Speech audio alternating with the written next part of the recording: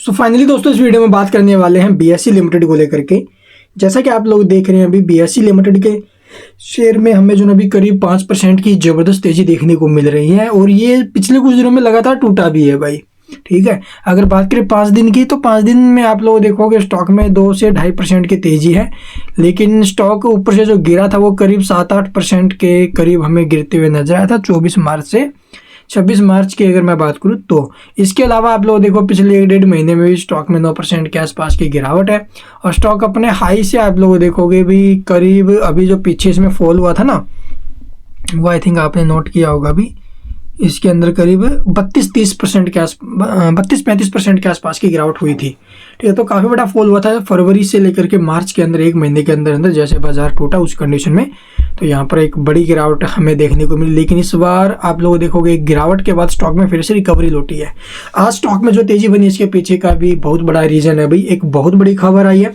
जैसे वो खबर आई है स्टॉक के अंदर हमें फिर से एक बड़ा एक्शन देखने को मिला। हालांकि मार्केट में भी ठीक ठाक मूव बन रहे हैं भाई, और जो टैरिफ वगैरह की न्यूज़ आई है यूएसए की तरफ से वो इम्पैक्ट करे यूएसए के बाजार भी बड़ी गिरावट का शिकार हुए थे। यूरोपियन मार्केट्स में भी बड़ी गिरावट थी। हमारे बाजार आज के दिन तेजी के अंदर है, लेकिन कब ये तेजी गिरावट में कन्वर्ट हो जाएगी इसके ऊपर कहना मुश्किल है, बिकॉज आज एक्सपायरी भी है भाई। तो ध्यान रखना बाजार में थोड़े बहुत नेगेटिव संकेत आ सकते हैं, इसलिए थोड़ा सी सावधानी हमें बरतनी है, एक्स्ट्रा सावधानी बरतनी। ऑप्शन ट्रेडिंग वगैरह अगर आप लोग करते हो तो, या फिर आप लोगों को करना लॉन्ग टर्म इन्वेस्टमेंट है तो देखो भी उसके लिए तो हमें कंपनियों को अच्छे तरीके से रीड करना चाहिए, कंपनी के बारे में डिटेल जानकारी होनी चाहिए। ठीक है, तो वो सारी चीज़ें आप लोग देखो, उसके बाद इन्वेस्ट करो लॉन्ग टर्म में।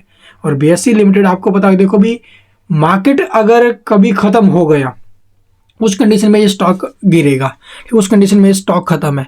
अदरवाइज जब तक मार्केट है, इंडिया के अंदर स्टॉक मार्केट रहेगा, तब तक ये कंपनी तो चलेगी। बीएसई तो नहीं हिलने वाली भाई, सभी को पता है। तो लॉन्ग टर्म वाले भाई यहाँ पर अपना सोच विचार बना सकते हैं। ठीक है, कुछ एक स्टॉक्स ऐसे होते हैं, कुछ एक कंपनी ऐसी होती है जहाँ पर हमें लॉन्ग टर्म इन्वेस्टमेंट जरूर करना चाहिए। एनएसई का शेयर अभी लिस्ट नहीं है, बीएसई का लिस्ट है, तो बीएसई के शेयर में हमें बहुत अच्छी तेजी देखने को मिल सकती है एज ए लॉन्ग टर्म। जिसका नजरिया 5-10 साल का 20 साल का है वो यहाँ पर सोच विचार बनाइए अपना। ठीक है, चलिए मैं आपको खबर दिखाता हूँ भाई आखिरकार न्यूज क्या आई है। तो जैसा कि यहाँ पर आप लोग देखोगे भी कंपनी ने दी जानकारी, बोनस शेयर पर होगा फैसला, 30 मार्च को है बोर्ड मीटिंग। तो कंपनी यानी कि बीएसई लिमिटेड की बात है अभी यहाँ पर। स्टॉक 4484 रुपये के भाव पर पीछे बंद हुआ था, 3.5% की गिरावट के साथ हमें क्लोजिंग लेते हुए नजर आया था। 6133 जो इसका ऑल टाइम हाई है वहाँ से 27% की गिरावट में हमें दिखाई दे रहा था अभी स्टॉक की। कल की बात कर रहा हूँ मैं, आज तो स्टॉक में फिर भी 5% के आसपास की तेजी रिकवरी बनी है।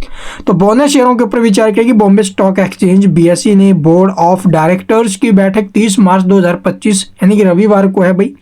ठीक है, और इसमें कंपनी जो अभी बोनस को लेकर के जानकारी दे रही है, ठीक है, जारी करेगी, क्या बोनस देगी, कितना देगी, उस प्रस्ताव के ऊपर विचार किया जाएगा। ये जानकारी 26 मार्च 2025 को बाजार बंद होने के बाद एक्सचेंज फाइलिंग में दी है। ठीक है, तो इसकी जानकारी कंपनी ने दे दी है और इस खबर के बाद ये स्टॉक हमें आज एक्शन में दिखाई दे रहा है भाई।